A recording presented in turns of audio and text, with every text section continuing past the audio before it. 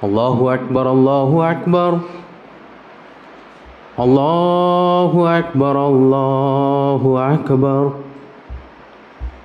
أشهد لا إله إلا الله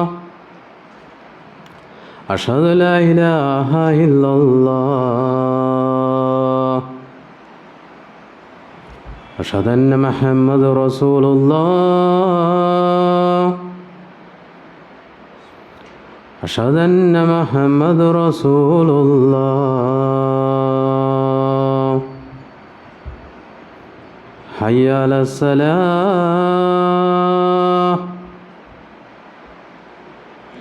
حي على الصلاة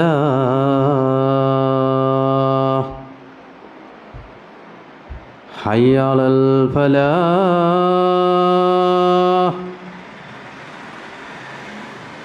حي على الفلاح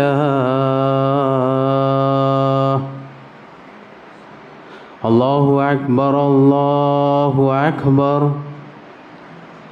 لا إله إلا الله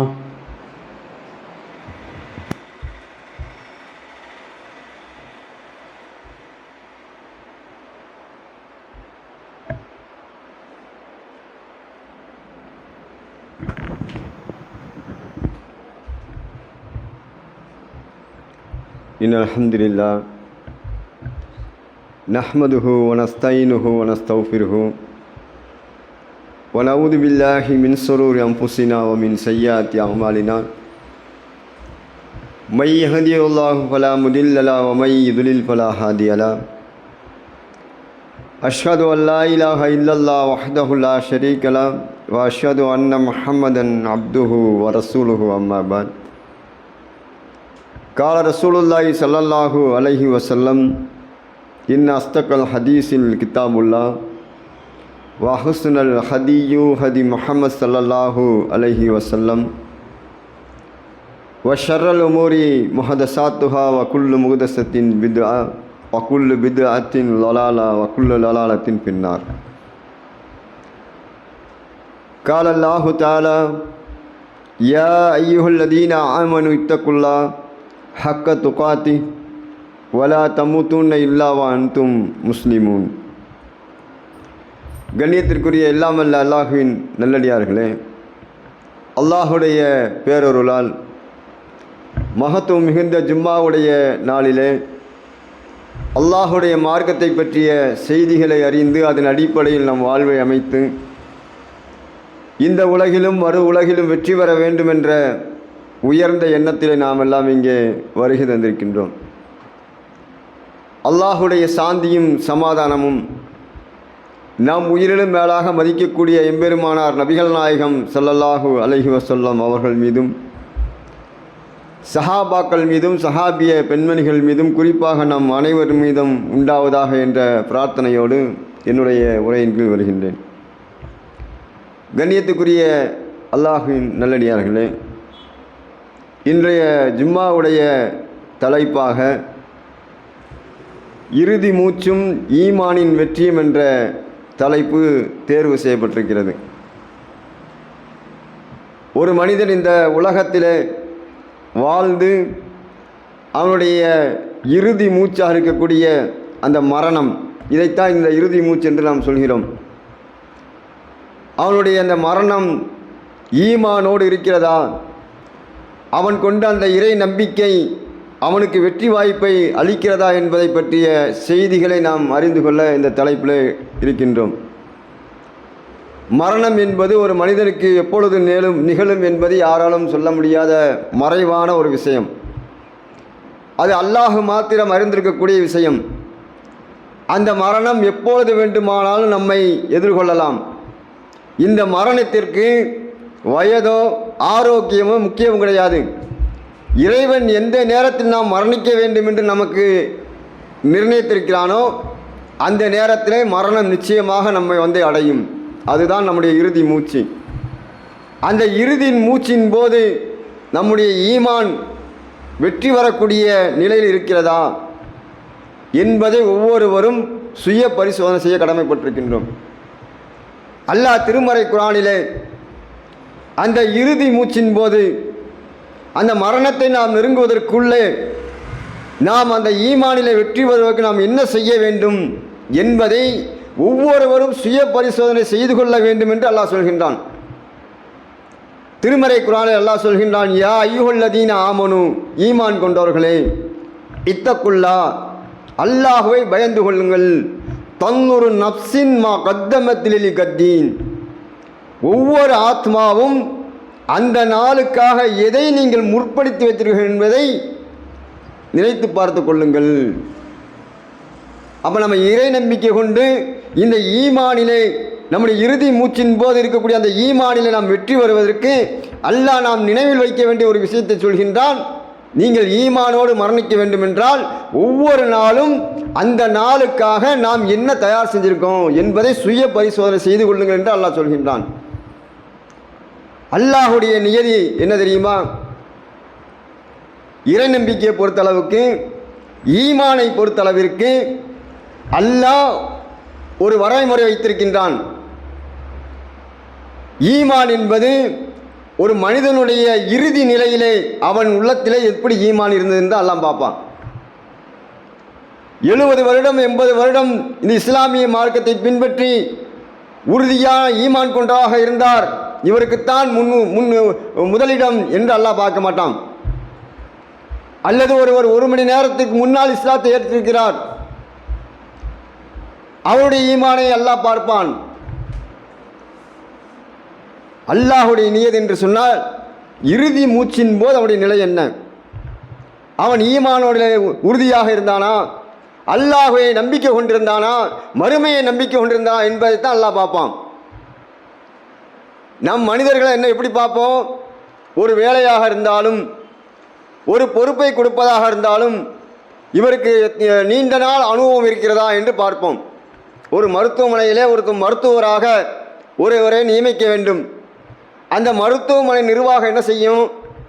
இவர் எத்தனை வருடம் இவருக்கு எக்ஸ்பீரியன்ஸ் இருக்கு, அவர் ஒரு 10 வருடமாக மருத்துவராக இருக்கிறார், அப்பொழுது இவரிடத்தில் நல்ல ஒரு திறமை இருக்கும் என்று நம்ம பார்ப்போம். ஒருவருடைய நீண்ட நாளுடைய அவருடைய அந்த பழக்க வழக்கம், அவருடைய நிலைப்பாடு, இதைத்தான் நம்ம பார்ப்போம். ஆனால் அல்லாஹ் அப்படி பார்க்க மாட்டான். ஒரு மனிதனுடைய இறுதி மூச்சின் போது அவனுடைய ஈமான் எப்படி இருந்தது? அவர் 70 வருடம் ஈமான் கொண்டவராக இருந்தாலும் சரி, 7 நிமிஷம் ஈமான் கொண்டவராக இருந்தாலும் சரி, அவருடைய இறுதி நிலை எப்படி இருந்துச்சு தான் அல்லாஹ் பார்ப்பான். அதுக்கு தான் அல்லாஹ் வெற்றி கொடுப்பான். பல சம்பவங்களை நம்ம பார்க்குறோம். அல்லாஹ் இறுதி நிலைத்தான் பார்ப்பான், அவனுடைய ஈமான் எப்படி இருந்தது என்பதை. அதை வைத்து தான் அல்லாஹ் தீர்ப்பான், அவர் தீர்ப்பளிப்பான் அவனுடைய வெற்றியை என்பதை திருமறை குர்ஆனிலும் நபிகள் நாயகத்துடைய அந்த ஹதீஸ்களில் நம்ம பார்க்கின்றோம். திருமறை குர்ஆனிலே அல்லாஹ் ஒரு வரலாற்று சம்பவத்தை சொல்கிறான். ஒரு ஊராருக்கு 2 தூதர்களை அல்லாஹ் அனுப்புகிறான். அல்லாஹுடைய மார்க்கத்தை எடுத்து சொல்லக்கூடிய அழைப்பு பணி செய்வதற்காக ஒரு ஊராருக்கு அல்லாஹ் 2 இறை தூதர்களை அனுப்புகிறான். அந்த மக்கள் அவர்களை புறக்கணிக்கிறார்கள், அவர்களை பொய்யர் என்று சொல்கிறார்கள், அவர்களை விமர்சனம் செய்கிறார்கள். அல்லாஹ் சொல்கிறான், இன்னொரு இறை தூதரை நாம் அனுப்பி 3 பேரை நாம் அவருக்கு இறை தூதராக அனுப்பினோம். ஒரு ஊரார் அழிச்சாட்டியம் செய்கிறார்கள், அல்லாஹுக்கு இணை துணைகளை கற்பிக்கிறார்கள், தீமையிலே மூழ்கியிருக்கிறார்கள். அப்படிப்பட்ட அந்த மக்களை நேர்வழிப்படுத்துவதற்கு அல்லாஹ் 3 இறை தூதராக அனுப்புகிறான். அந்த 3 இறை தூதர்களும் மக்கள் அவங்ககிட்ட போய் பேசுகிறாங்க. அவர்களுடைய அழைப்புக்கு செவி சாய்க்கவே இல்லை, மறுக்கிறார்கள். நீங்கள் பொய்யருங்கிறான், நீங்கள் சூனியக்காரங்கிறான், நீங்கள் பைத்தியக்காரங்க, இப்படி அவர்களை விமர்சனம் செய்கிறார்கள். இறுதியாக அவர் சொல்லிவிட்டார்கள், அந்த சமுதாய மக்கள், அந்த ஊரார் சொல்கிறாங்க, நீங்கள் இதிலிருந்து விலகி கொள்ளவில்லை என்றால் நாங்கள் உங்களை கல்லால் அடிப்போம், கல்லால் அடித்து கொல்லுவோம் என்று அந்த 3 இறை தூதர்களை பார்த்து அந்த ஊர் மக்கள் அவர்களை கடுமையாக திட்டி தீர்க்கிறார்கள், எச்சரிக்கை விடுகிறார்கள். இந்த சம்பவம் நடந்துட்டு இருக்கும்போது அந்த ஊரினுடைய கடைசி கோடியிலிருந்து, அந்த தெருவிலிருந்து ஒரு மனிதர் ஓடி வர்றாரு. ஓடி வந்து இவர்கள் என்ன கொள்கையை சொல்கிறார்கள் என்பதை கேட்டுவிட்டு அந்த மக்களை நோக்கி பேசுகிறார். என்னுடைய சமுதாய மக்களே, இவர்களை நீங்கள் பின்பற்றுங்கள், இவர்கள் உண்மையாளர்கள், இவர்கள் உங்களுக்கு நன்மை செய்ய வந்திருக்கிறார்கள், உங்களுக்கு நன்மை செய்வதற்கு எந்த ஒரு கூலியும் உங்களிடத்தில் கேட்காத நபர், இவர்கள் சொல்லுவதை நீங்கள் கேளுங்கள், இவர்களை பின்பற்றுங்கள், இவர்கள் சொல்லக்கூடிய இறைவனை ஏற்றுக்கொள்ளுங்கள் என்று அந்த மக்கள் மத்தியிலே அந்த தெருக்கோடியில் இருந்து ஓடி வந்த அந்த மனிதர் பேசுகிறார். பேசிட்டு சொல்கிறார், நான் இவர்கள் சொல்லக்கூடிய கொள்கையை ஏற்றுக்கொள்கிறேன், இவர்கள் சொல்லக்கூடிய இறைவன் மீது நான் ஈமான் கொள்கிறேன் என்று சொன்ன உடனே அந்த ஊராரெல்லாம் சேர்ந்து அவரை கொன்று விட்டார்கள். அவருடைய ஈமான் கொண்டு எவ்வளவு நிமிஷம் இருக்குன்னு சொல்லுங்க பார்ப்போம்.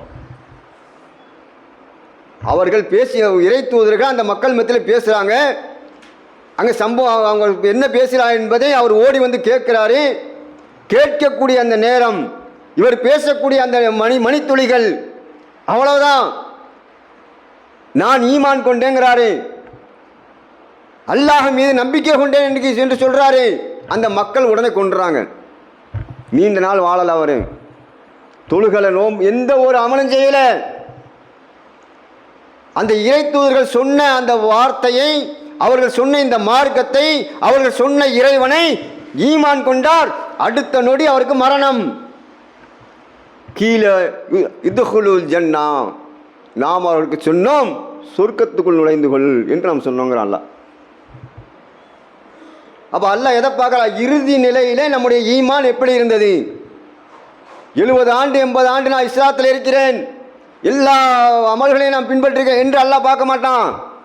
உன் இறுதி மூச்சின் போது உன்னுடைய ஈமான் எப்படி இருந்துச்சு, அதான் எங்கள் டாபிக். நம்ம பழசெல்லாம் பார்ப்போம். நீ எப்படி இருந்த, நீ அப்படி வாழலையா, இதை செய்யலையா, அதை செய்யலையா, அந்த வருஷம் இப்படி இருந்த, இந்த இப்படி நம்ம மனுஷன் தான் பேசுவான். அல்லாஹ் அதை பார்ப்பான், இறுதியைத்தான் பார்ப்பான். உன்னுடைய கடைசி எப்படி இருந்துச்சு, உன்னுடைய இறுதி மூச்சின் போது உன் உள்ளம் எப்படி இருந்தது, என்னை பற்றி எண்ணம் எப்படி இருந்தது, இந்த மார்க்கத்தை பற்றிய கருத்து உன்னுடைய என்னதான் இருந்துச்சு, இதைத்தான் அல்லாஹ் பார்ப்பான். அதே போல இன்னொரு சம்பவத்தை பார்க்குறோம். மூசா அலைஹிஸ்ஸலாமுடைய வரலாற்றில் நம்ம எல்லாம் தெரிஞ்ச வரலாறு தான். ஆனால் இந்த தலைப்புக்கு ஏற்ற ஒரு சம்பவம் அதில் இருக்கு. இறுதி நிலையத்தான், இறுதி மூச்சின் போது இருக்கக்கூடிய ஈமானைத்தான் அல்லாஹ் ஏற்றுக்கொள்வான். அதுதான் நம்முடைய ஈமானுடைய வெற்றிக்கு வழிவகுக்கக்கூடிய நிலை என்பதற்கு இந்த வரலாற்றில் ஒரு சான்று இருக்கிறது. மூசா அலைஹிஸ்ஸலாம் அவர்கள் பிறவுனிடத்தில் தன்னை இறை தூதராக அறிமுகம் செய்கிறார்கள். யா ஃபிரௌன் இன்னி ரசூல் மிர் ரப்பில் ஆலமீன், அகிலத்தாருடைய இறைவனாகிய அல்லாஹுடைய தூதர். என்ன சாட்சின்னு கேட்குறான். என்னப்பா அத்தாச்சி, நீ அல்லாஹுடைய தூதர்னு சொல்றீ, அதுக்கு என்ன சான்று என்ன? அப்போ அல்லாஹ் சொல்ற, கைத்தடியை தூக்கி போடுங்க, பாம்பா மாறுது. தன்னுடைய கரத்தை மக்கள் மத்தியில் அப்படி காமிக்கிறாங்க, அப்படி வெண்மை நிறத்தில் இருக்கு. இது அல்லாஹுடைய சான்று இருந்தாப்பா, அல்லாஹுடைய தூதர் என்பதற்கு இது அத்தாச்சி. உடனே பிறவன் என்ன பண்ணுறான், தனக்கு தெரிந்த அக்கம் பக்கத்தில் இருக்கக்கூடிய நகரத்தில் இருக்கக்கூடிய அனைத்து சூனியக்காரர்களையும் வர வைத்து போட்டி வச்சுக்கலாம், யார் வெற்றி பெறுகிறார் என்று பார்ப்போம் என்று சொல்லி பக்கத்தில் இருக்கிற நாட்டில் இருக்கக்கூடிய அண்டை நகரங்களில் இருக்கக்கூடிய எல்லா மேட்சுக்கு அந்த கண்கட்டி வித்தை காமிக்கக்கூடிய அந்த சூனியக்காரர்கள்லாம் வரவழைத்து போட்டி நடக்குது. சூனியக்காரர்கள் வருகிறார்கள். எத்தனை நபர்னு அல்லாஹ் சொல்லலை. சூனியக்காரர் ஆனால் அதிகமாக இருப்பாங்க. இப்படி எதை வச்சு சொல்கிறோம், பல நகரங்களிலிருந்து கைதேர்ந்த சூனியக்காரர்கள் வந்தார்னு இருக்கு குர்ஆன் வசனம். அப்போ பல நகரத்திலிருந்து வந்து சொன்னால் அதிகமான பேர் வந்திருப்பாங்க. ஆனால் எண்ணிக்கையை அல்லாஹ் சொல்லலை. அவர்கள் வந்து பிறவுனிடத்தில் முன்வைக்கிறார்கள், நாங்கள் மூசாவை வெற்றி கொண்டால் எங்களுக்கு என்ன கிடைக்கும், என்ன வெகுமதி கிடைக்கும்? அவர்கள் உலக ஆதாயத்தை எதிர்பார்த்து இந்த உலகத்தில் சிறப்பாக வாழ வேண்டும் என்ற எண்ணத்திலே மூசா அலைஹிஸ்ஸலாம் அவர்களை எதிர்கொள்வதற்காக, அவரிடத்தில் போட்டியிடுவதற்காக வருகிறார்கள். அவருடைய எண்ணம் தான். அவருடைய கடைசி வரை அவருடைய எண்ணம் எப்படி இருந்துச்சு? மூசா அலைஹிஸ்ஸலாம் சந்திக்கக்கூடிய, நேருக்கு நேராக நின்று பார்க்கக்கூடிய வரையிலும் அவர்களுடைய நோக்கம் என்ன? இந்த உலக ஆதாயம், பிறவனுடைய அரசவையிலே அவனோடு நெருக்கமாக இருக்கலாம், தன் நினைத்ததை அவன் பிறவன் மூலம் நடத்தி கொள்ளலாம், இவ்வளவு பெரிய ஒரு கிரேடால பிறவன் கொடுக்குறான், என்னுடைய அருகில் நீங்கள் இருப்பீங்க என்று வாக்குறுதி கொடுக்குறான். இதுதான் அவருடைய இலக்காக இந்த கடைசி வரையில் அவங்க இருந்தது. கைத்தடி அவங்க அவர்கள் தன்னுடைய கண்கட்டி வித்தையெல்லாம் காமிக்கிறான். கயிறு அப்படி பாம்பு போல நெளியுது, உண்மையிலே பாம்பா மாறல, பாம்பு போல நெளியுது. மக்களை ஏமாற்றக்கூடிய கண்களுக்கு நெளியக்கூடிய மாதிரி அப்படி காமிக்கிறான். மேஜிக்கு இன்னைக்கு எவ்வளோ மேஜிக் பார்க்குறோம், ரீல்ஸ் எல்லாம் போடுவான். இந்த மேஜிக்கு ஒருத்தர் தொப்பியை தலையில் மாட்டியிருப்பான், தொப்பி எடுத்து இப்படி இப்படிமா உள்ளேருந்து 2 புறா பறந்து போகும். இதே போல் நிறைய பார்க்கலாம். நமக்கே ஆச்சரியமாக இருக்கும், என்னடா இருக்கோ உண்மையோங்கிற மாதிரி ஆயிரும். இது கண்கட்டி வித்தை.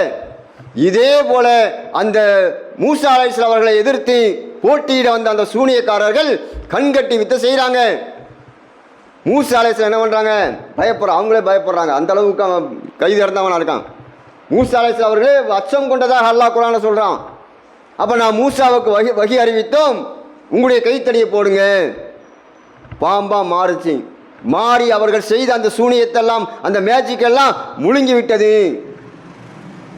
அப்போ அந்த சூனியக்காரர்களுக்கு நம்ம செஞ்சது பொய், நம்ம கண்கட்டி தான் வித்தை தான் செஞ்சோம், பொய்யாகத்தான் அந்த தோற்றத்தை தந்தோம். ஆனால் இந்த மூசா செய்தது நிஜம். அவர்களுக்கு அந்த உண்மை விளங்கிய உடனே ஆமன்து ரப்பில் ஆலமீன், அகிலத்தாருடைய இறைவன் மீது நாங்கள் ஈமான் கொண்டோம், இறை நம்பிக்கை கொண்டோம். எவ்வளோ நேரம் ஆச்சு? ஒரு அரை மணி நேரம் இருக்கும்போது அந்த சம்பவம் ஒரு மணி நேரம் வைங்க, 1 மணி நேரத்தில் நடக்கக்கூடிய ஒரு சம்பவம். அப்போ தான் அவர்கள் வந்து மூசா நபி முன்னால் நிற்கக்கூடிய நேரம் வரையிலும் இந்த உலக ஆதாயத்துக்காகத்தான் வந்தார்கள். உண்மை தெரிந்த உடனே ஈமான் கொள்கிறார்கள். ஆமன்னா பிரப்பில் ஆலமீன், சஜிதாவில் விழுந்துட்டான். ஈமான் கொண்டு சிறிது நேரத்திலேயே பிறவனிடமிருந்து எதிர்ப்பு. நான் உங்களுக்கு அனுமதி வழங்குவதற்கு முன்னால் நீங்கள் மூசாவுடைய இறைவனை ஏற்றுக்கொண்டீர்கள், உங்களை மாறுகை வாங்குவேன், கொன்னுட்டான். ஈமான் கொண்டு ஒரு நாள் கூட கிடையாது, அவர்களுக்கு மரண தண்டனை. அப்போ அல்லாஹ் எதை பார்க்குறான்? நம்முடைய இறுதி மூச்சின் போது நம்மிடத்தில் ஈமான் எப்படி இருந்தது. 70 வருடம் அதெல்லாம் பார்க்க மாட்டான்ல. ஈமான் இறுதியாக எப்படி இருந்துச்சு? அல்லாஹ்க்காக இருந்துச்சா, உலகத்துக்காக இருந்துச்சா, மக்கள் பாராட்ட வேண்டும் என்பதற்காக உன்னுடைய ஈமான நீ முஸ்லீமாக இருந்தியான்னு அல்லாஹ் கேட்பான். அதைத்தான் அல்லாஹ் பார்ப்பான். நபிகள் நாயகம் ஸல்லல்லாஹு அலைஹி வஸல்லம் காலத்தில் பாருங்க, அல்லாஹ்வுடைய தூதர் அவர்கள் ஒரு போர்க்களத்துக்கு போகிறாங்க. சஹீஹுல் புகாரியில் இந்த ஹதீஸை நீங்கள் பார்க்கலாம். போர்க்களத்துக்கு சென்று அல்லாஹ்வுடைய தூதர் அவர்கள் அமர்ந்திருக்கிறார்கள் ஒரு இடத்துல. அப்பொழுது ஒரு மனிதர் வர்றாரு, உடலில் இரும்பு கவசமெல்லாம் மாட்டிட்டு, தலையில் இரும்பு கவசம் மாட்டிருக்க, தொப்பி மாதிரி மாட்டியிருக்கார் தலையில் இரும்பு கவசம் மாட்டி போருக்கான எல்லா விதமான ஆயத்தமாக வருகிறார். நபிகள் நாயகம் ஸல்லல்லாஹு அலைஹி வஸல்லம் வந்து, அல்லாஹ்வின் தூதரே முஹம்மதே, நான் முதலிலே போர் செய்யட்டுமா அல்லது இஸ்லாத்தை தழுவட்டுமா? அவர் முஸ்லீம் கிடையாது, இஸ்லாமிய மார்க்கத்தை பின்பற்றவில்லை. ஆனால் நபிகள் நாயகம் ஸல்லல்லாஹு அலைஹி வஸல்லம் அவருடைய படையோடு எதிரிகளை எதிர்த்து போர் செய்வதற்காக வந்திருக்கிறார். இணை வைக்கக்கூடியவர்களுக்கு எதிராக போர் செய்யக்கூடிய அல்லாஹ்வுடைய தூதருடைய படையிலே அவர் சேர்ந்திருக்கிறார். ஆனால் அவர் இஸ்லாத்தை ஏற்கவில்லை. போர்க்களத்துக்கு தயாராக வர்றாரு, போர் வீரர் போல உடை அணிந்து வாளோட வர்றாரு. அல்லாஹ்வுடைய தூதரே, நான் முதலில் போர் புரியட்டுமா அல்லது இஸ்லாத்தை ஏற்கட்டுமா? நபிகள் நாயகம் ஸல்லல்லாஹு அலைஹி வஸல்லம் சொன்னார்கள், முதலில் நீங்கள் இஸ்லாத்தை தழுவுங்கள், இஸ்லாமிய மார்க்கத்தை ஏற்றுக்கொள்ளுங்கள். நபிகள் நாயகம் ஸல்லல்லாஹு அலைஹி வஸல்லம் சொல்லிக் கொடுக்கிறார், லா இலாஹ இல்லல்லாஹ் முஹம்மது ரசூலுல்லாஹ் என்று இந்த இஸ்லாமிய மார்க்கத்தை தன்னுடைய வாழ்க்கை நெறியாக ஏற்கிறார்.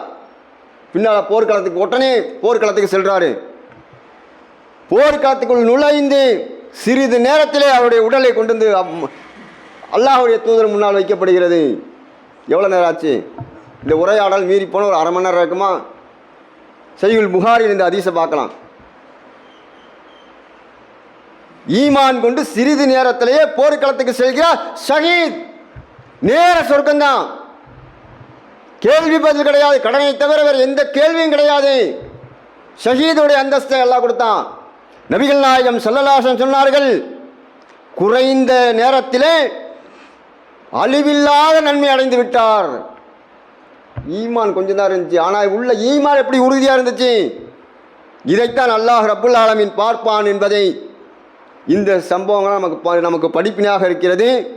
ஆகையினால அல்லாஹ் ரப்புல் ஆலமீன் நம்முடைய ஈமான் உறுதியை நம்முடைய இறுதி மூச்சின் போது நம்முடைய நிலை எப்படி இருக்கிறதோ அதை வைத்து தான் தீர்மானிப்பான் என்பதை மனதில் வைத்துக் கொள்ள வேண்டும் என்று கூறி என்னுடைய முதல் உரையை நிறைவு செய்கிறேன். அஸ்ஸலாமு அலைக்கும் வரஹ்மத்துல்லாஹி வபரகாத்துஹு.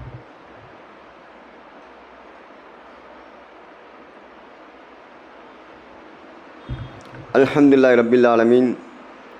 அல்லாஹும்ம ஸல்லி அலா முஹம்மத் வ அலா அலி முஹம்மத் கமா ஸல்லைத அலா இப்ராஹீம வ அலா ஆலி இப்ராஹீம இன்னக ஹமீதுன் மஜீத். அல்லாஹும்ம பாரிக் அலா முஹம்மத் வ அலா அலி முஹம்மத் கமா பாரக்த அலா இப்ராஹீம வ அலா ஆலி இப்ராஹீம இன்னக ஹமீதுன் மஜீத். கண்ணியத்துக்குரிய எல்லாம் வல்ல அல்லாஹுவின் நல்லடியார்களே, இறுதி மூச்சும் ஈமானின் வெற்றியும் என்ற தலைப்பின் கீழ் சுருக்கமான முறையில் இன்னும் விரிவாக பார்க்கல, சுருக்கமான முறையில் நம்முடைய ஈமான் வெற்றி பெற வேண்டுமென்றால் நம்முடைய இறுதி நிலையைத்தான் அல்லாஹ் தீர்ப்பான், ஒரு முடிவுக்கு எடுப்பான் என்பதை நாம் சுருக்கமாக பார்த்தோம். இன்னொரு முக்கியமான ஒரு விஷயத்தை நாம் நினைவு வைக்க வேண்டும். ஒரு மனிதன் ஈமான் கொண்டு விட்டான், இந்த இஸ்லாமிய மார்க்கத்தை வாழ்க்கை நெறியாக ஏற்றுவிட்டான் என்பதற்காக அவன் கண்டிப்பாக அவன் ஈமானில் வெற்றி பெற்று விடுவான் என்று யாராலையும் தீர்க்கமாக சொல்லவே முடியாது. ஒரு முறை நபிகள் நாயகம் ஸல்லல்லாஹு அலைஹி வஸல்லம் அவர்கள் மதீனாவில் இருக்கும்போது ஒரு பெண்மணி, அவங்க பேர் நினைவில்லை, அவங்க அறிவிக்கிறாங்க இந்த செய்தியை. சஹீஹுல் முஸ்லிம் என்ற ஹதீஸ் கிதாபில் நீங்கள் பார்க்கலாம்.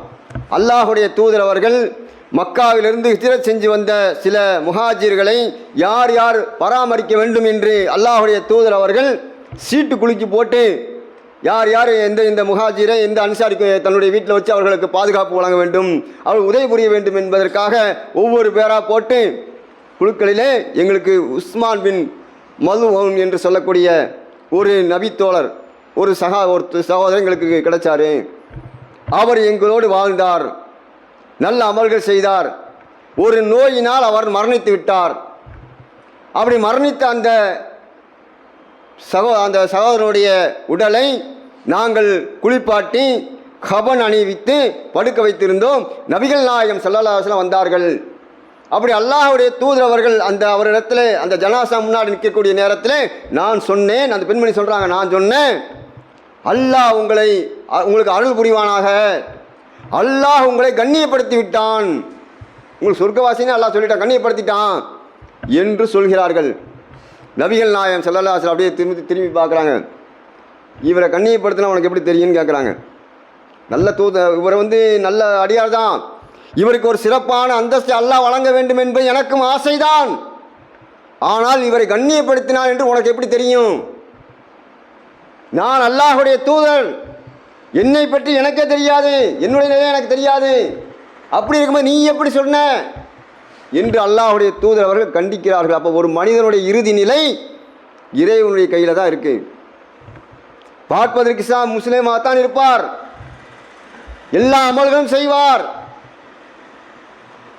இதற்கு ஒரு விளக்கம், ஒரு ஹதீஸை பார்க்குறோம். இறுதி நிலை, இறுதி மூச்சின் போது ஈமானில் வெற்றி பெறக்கூடிய வழியை நம்ம ஆரம்பத்தில் பார்த்தோம். அதை தீர்மானிப்பது அல்லாஹ்வுடைய கையில் தான் இருக்கு. அதற்கு ஒரு சம்பவத்தை சஹீஹுல் புகாரிலையும் பார்க்குறோம். நபிகள் நாயகம் ஸல்லல்லாஹு அலைஹி வஸல்லம் அவர்கள் இணை வைக்கக்கூடியவர்களுக்கு எதிராக ஒரு போர் நடத்துகிறாங்க. அந்த போர்க்களத்திற்கு அல்லாஹ்வுடைய தூதர்கள் கலந்து கொண்டு தான் தங்கக்கூடிய அந்த குடிசை இருக்கா இல்லையா, முகாம் போட்டிருப்பாங்க, தார்பாயை போட்டு ஒரு குடில் மாதிரி போட்டிருப்பாங்க.